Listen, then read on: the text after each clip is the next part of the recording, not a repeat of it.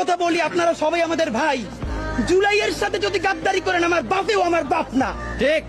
আমার মা আমার মা না, আমার সন্তান আমার সন্তান না, ঠিক।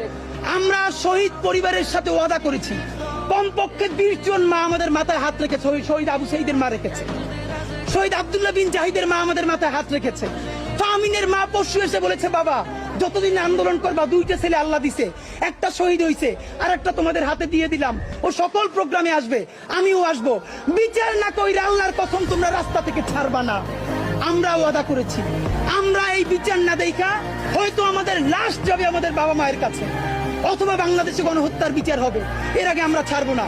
আমাদের এনসিপির ভাইদেরকে জিজ্ঞেস করি, জুলাই জনতাকে নিয়ে তোমরা একটা দল করতে পারো নাই কেন? জবাব দাও। কেন আজকে 2-3টা দল হইতেছে? তোমরা একটা করছো, শুক্রবার আর একটা হবে, পরশু আর একটা হবে, কেন? তোমরা কেন একা একা মাস্টার মাইন্ড হইতে গেলে আমারে বলো, ঠিক। তোমরা কেন বললো